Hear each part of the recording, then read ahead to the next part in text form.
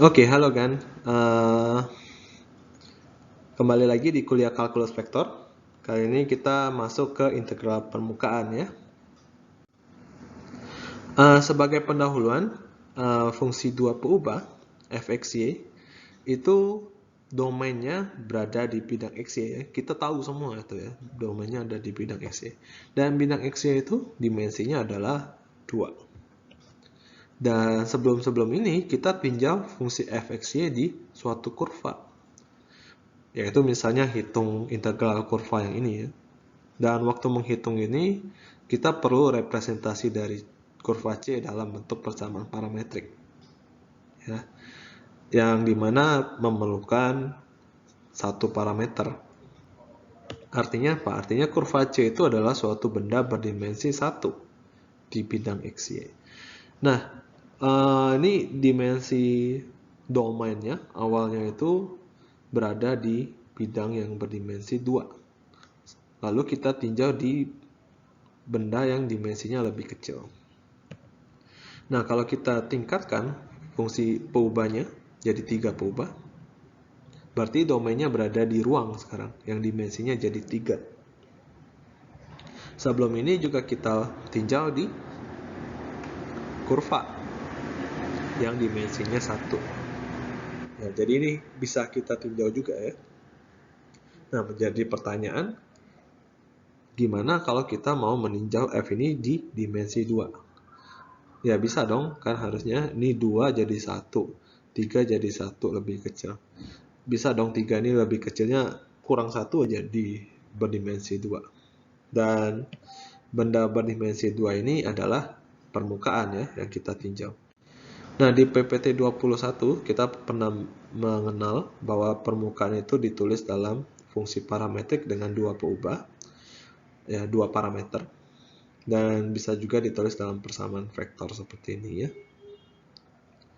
Lalu hubungan domain bidang UV dan luas di sigmanya itu menggunakan Jacobian yang ini ya. Oke. Ya. Nah, pada integral garis, waktu itu saya memperkenalkannya dengan menggunakan massa dari tali. Nah, kali ini kita coba memperkenalkan integral di permukaan dengan massa dari suatu permukaan ini, atau lamina ya, nama lainnya. Jadi diberikan permukaan di ruang X, Y, Z seperti ini dan diatur oleh persamaan vektor yang ini ya. Lalu per titiknya di sini kita tahu massa jenisnya. Massa jenis ini tentunya dalam satuan massa per luas ya. Massa per luas gitu. Karena dia benda tipis berdimensi 2. Nah, kalau kita coba partisi permukaan ini dengan luas-luas kecil delta SK, dan delta SK ini cukup kecil sehingga luas ini bisa kita lihat density-nya itu diwakili oleh satu titik saja. Itu bisa gitu ya, cukup kecil.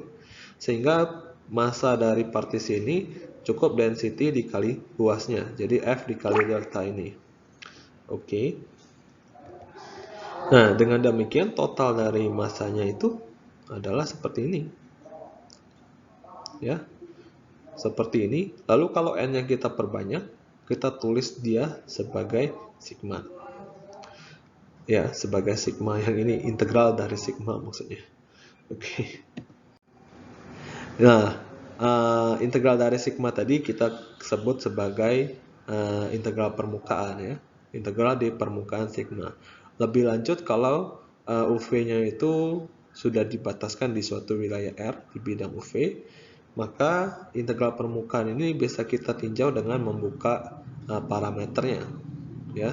Jadi ini mirip dengan Jacobian, perlu dikali ini, tapi cukup menarik karena kalau Jacobian itu kan di sini kita perlunya integral lipat 3 ya biasanya untuk diganti jadi Jacobian ini. Nah, di sini integralnya lipat 2 dan fungsinya itu fungsi 3 peubah. Jadi ada sedikit perbedaan. Nah, sebagai contoh, misalkan yang ini ya, kita diminta mengerjakan soal ini, dan ya berarti kita perlu buka ini jadi persamaan parametrik, ya, atau persamaan vektor sih. Saya tulisnya dalam persamaan vektor ini, yang memanfaatkan sistem koordinat bola yang pernah kita pelajari. Ya, sebenarnya cara untuk menuliskan ini ke persamaan parametrik itu banyak ya, tidak harus ini. Ya, salah satu cara yang mudah ya kita pakai aja yang pernah kita pelajari. Nah, U yang ini adalah sudut yang biasa kita pakai pi ya namanya ya, waktu itu, yang dari sumbu Z ke bawah. Lalu V ini adalah theta kalau di koordinat bola, yang digunakan untuk putar di sumbu di bidang XY gitu ya. Makanya di sini U-nya itu 0 sampai pi saja. Nah, untuk menghitung integralnya kita perlu turunan parsialnya terhadap U, terhadap V, cross produknya, lalu panjangnya. Nah, di sini panjangnya mungkin kalau kalian hitung manual, kalian mendapatkan akar sin kuadrat U yang harusnya menjadi mutlak sin U. Nah, di sini tidak kita perlukan tulisan mutlak karena U-nya di kuadran 1 dan kuadran 2. Nah, dengan demikian kita tinggal ganti saja X-nya ke parameternya sin U cos V, lalu dikali panjang ini jadi sin kuadrat, dan dA-nya bisa DU dV atau dV DU, terserah posisinya seperti apa. Oke. Ya, lalu ini soal selanjutnya. Ya, kalau ini integral 1 ini berarti sama saja kayak menghitung luas dari sigma ini langsung ya. Dan ya, kita coba periksa di sini. Kita coba buat parameterisasinya, X-nya kita buat U, Y-nya kita buat V, Z-nya jadi seperti ini. Nah, di sini harus hati-hati ya, kalau di oktan pertama itu hubungan X dan Y-nya di bawahnya jadi segitiga siku-siku itu ya. Jadi bukan U-nya 0 sampai 1, tapi U-nya itu dibataskan 0 sampai 1 min V misalnya. Atau V-nya yang dibataskan 0 sampai 1 min U. Terserah mau posisinya seperti apa. Saya pilih yang ini untuk menggambarkan parameter bawah itu ya. Dan di sini ya bisa kalian gambarkan lah ya ini. Oke, nah dengan demikian kita cukup hitung RU, RV, lalu di-crosskan, cari normanya, lalu dihitung aja ini. Oke, kira-kira seperti ini ya. Lalu selanjutnya adalah tentang flux ya. Nanti kita akan belajar tentang flux. Sebelum belajar tentang flux, kita perlu memberi orientasi untuk permukaan. Jadi sama kayak kertas ya. Kertas itu kalian kan perlu tahu yang mana yang atas, yang mana yang bawah sebelum kalian coret-coret atau ya membuat catatan atau lain-lain gitu ya. Nah, di sini juga seperti itu. Kita akan mendefinisikan permukaan itu yang atas yang mana, yang bawah yang mana. Kira-kira seperti itu. Nah, misalkan diberi permukaan sigma dengan persamaan vektornya ini. Nah, kita definisikan arah positif itu sebagai vektor normalnya. Yang didefinisikan seperti ini ya, supaya panjangnya jadi 1 nanti. Oke, nah di sini saya berikan ini UV, berarti N ini akan berubah-ubah seiring dengan UV-nya ya. Walaupun panjangnya di mana-mana tetap 1. Gitu ya. Lalu arah negatifnya berarti negatif dari vektor normalnya. Seperti itu aja.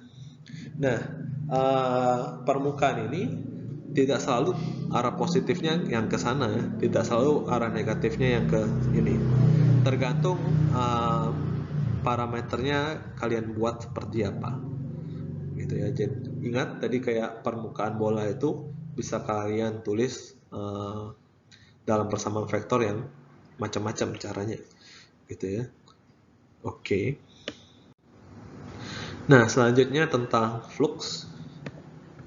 Ini berkaitan dengan medan vektor. Medan vektornya kita buat dalam 3 peubah sesuai dengan konteks kita sekarang di 3 peubah.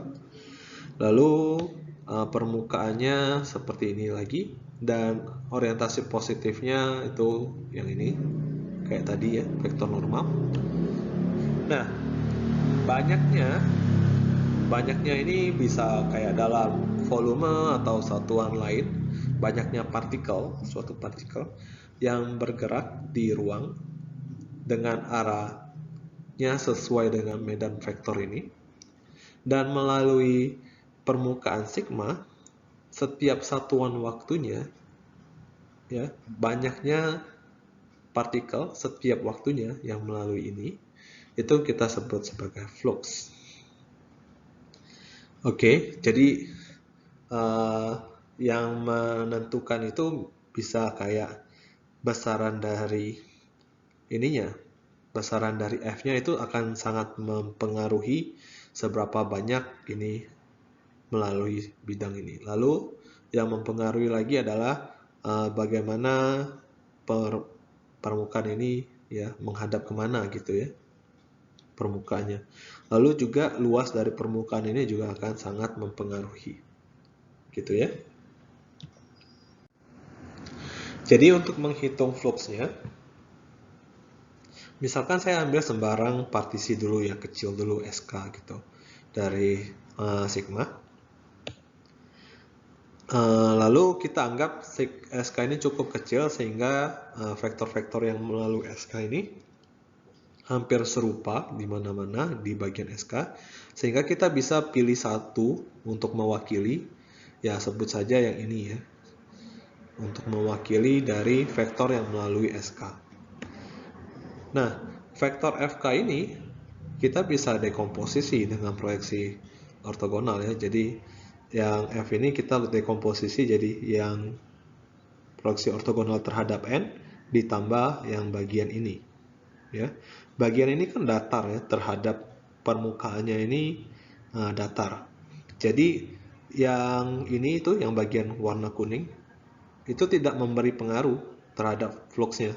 Kan flux itu cuma melihat besaran yang melalui, kan ini kan tidak melalui, dia berada di bidang ini bahkan gitu ya. Jadi ini tidak berpengaruh, yang kita lihat justru besaran dari yang ini saja. Oke. Jadi kalau kita lihat lagi proyeksi ini adalah ini ya definisinya. Sebenarnya perlu dibagi dengan panjang dari N, tapi panjang dari N itu 1 ya, jadi sisa ini saja.